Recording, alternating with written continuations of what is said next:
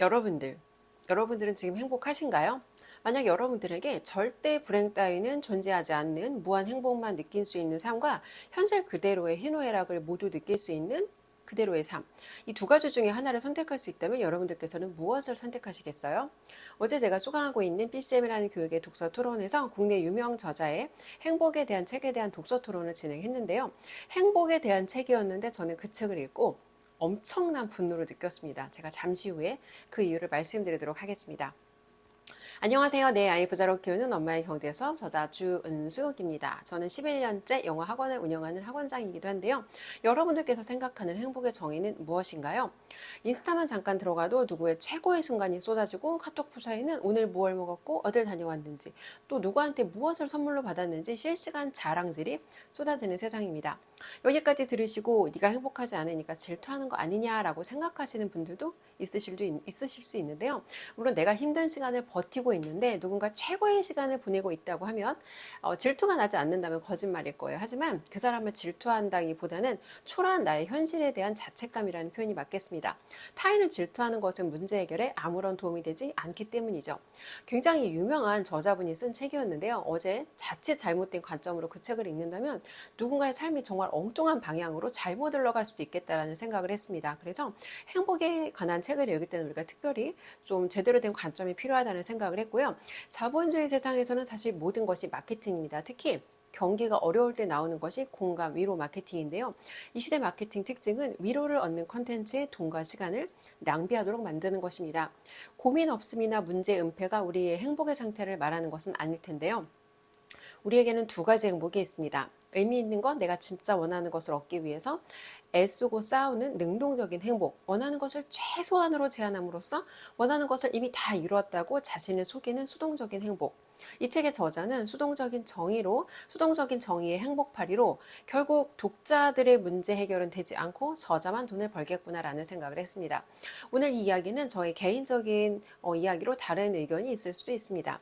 저는 과거에 병적으로 행복에 집착했던 시기가 있었는데요. 경제적으로 어려웠던 20대, 더 나은 삶을 살기 위해서 정말 치열하게 달렸던 30대, 이 모든 과정에서 제가 언제나 고민했던 건 도대체 나는 언제쯤 행복해질 수 있을까였습니다. 집착 수준으로 행복에 매달리며 저는 정말 행복을 찾아 헤맸는데요. 이 과정에서 저는 건강을 잃기도 했고 또 경제적으로 어려움을 겪었던 시기도 있었습니다. 결국 우리가 행복하기 위해서는 돈도 건강도 관계도 모두 다 가져야 할 텐데요. 30 초반부터 중반까지 행복에 관련된 굉장히 다양한 책들을 읽게 되었고 가장 저는 저에게 잘 맞는 행복의 정의를 찾게 되었어요. 바로 인간관계론으로 유명한 데일 카네기의 행복론이라는 책인데요. 행복론에는 고민을 제거하는 방법, 문제를 제거하는 방법 등 현실적인 대안들이 제시가 되어 있었습니다. 저는 이 책을 집착하면서 문제 없음, 즉 행복해지기 위해서 문제를 제거해야 된다는 잘못된 방정식을 만들어내게 됩니다. 많은 사람들은 문제가 없는 상태를 최적의 삶의 상태로 잘못 생각하기도 하는데요. 삶에서 문제가 없다면 사람들은 더 이상 생각을 하지 않거나 성장하려는 노력을 하지 않습니다. 저는 학원을 운영하면서 회사를 다니던 시절에 비해서 굉장히 짧은 시간 안에 3배 이상의 수입을 올렸습니다. 저는 돈만 있으면 대부분의 문제가 다 해결되고 행복할 거라고 생각했는데 저는 돈만 벌고 다시 모든 것이 기울어지기 시작했어요. 게다가 그토록 원하던 일을 하면서 가끔 느껴지는 지긋지긋한 번아웃과 인간관계로 인한 피로감으로 인한 극심한 우울증까지 그러다 어느 날 깨닫게 되었어요. 돈으로 90% 정도의 문제는 해결할 수 있지만 10%는 절대 해결할 수 없고 그 10%를 채우려면 삶에서 의미 있고 가치 있는 것을 스스로 찾아야 한다는 걸 깨닫게 되는데요. 밑바닥 가난하던 시절에는 늘 그 상태에서 나아지기 위해서 정말 끊임없이 도전하고 성장을 했습니다. 그러나 중산층이 되자 제가 잃지 말아야 할 것들이 생겼고 그것들을 지키기 위해서 오직 경비원 모드로 살았어요. 진짜 행복은 문제 해결을 하며 성장을 하고 또 누군가를 돕고 의미 있는 일과 관계를 만들어내는 것인데요.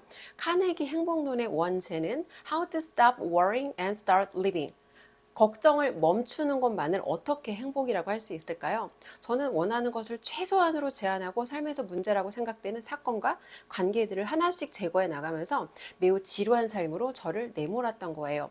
왜 이렇게 잘못된 방향 설정을 했을까? 시간을 되돌아보니 문제 없음을 행복으로 바꿔서 번역해서 출판한 출판사의 마케팅 때문이었고 책 한 권으로 연결된 저의 잘못된 삶의 방향성으로 정말 제 삶은 정말 개박살이 날 뻔했습니다.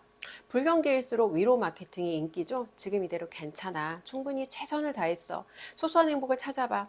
하지만 사람에게는 한계 효용이라는 것이 있습니다. 소확행은 진짜 작은 것에 만족한다기보다는 더 이상 내가 가질 수 없기 때문에 더 이상 욕심내면 불행해지기 때문에 거기에서 만족해야 된다는 잘못된 메시지인 거죠. 지금 우리의 삶이 과연 우리의 최선일까요?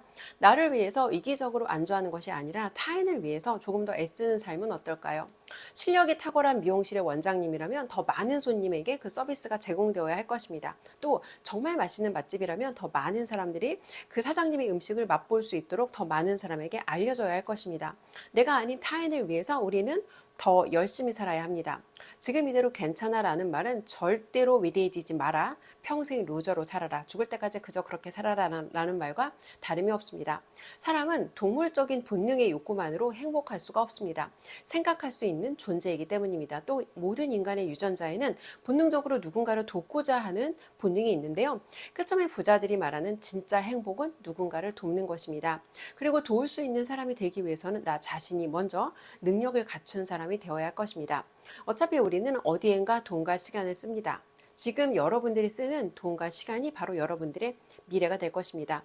붉은 밤에 넷플릭스와 맥주 한 잔의 유혹과 타협하는 대신 나의 성장과 발전을 위해 그 시간을 배움에 투자할 수 있다면 여러분들의 삶은 더 나아질 것입니다. 자본주의 세상에 우리에게 주는 위로 마케팅에 속아서 부디 우리의 소중한 돈과 시간을 고갈하지 않으시길 바라며 나의 성장과 타인을 돕는 성숙된 행복한 삶을 살아가시는 여러분들이 되시기 바랍니다.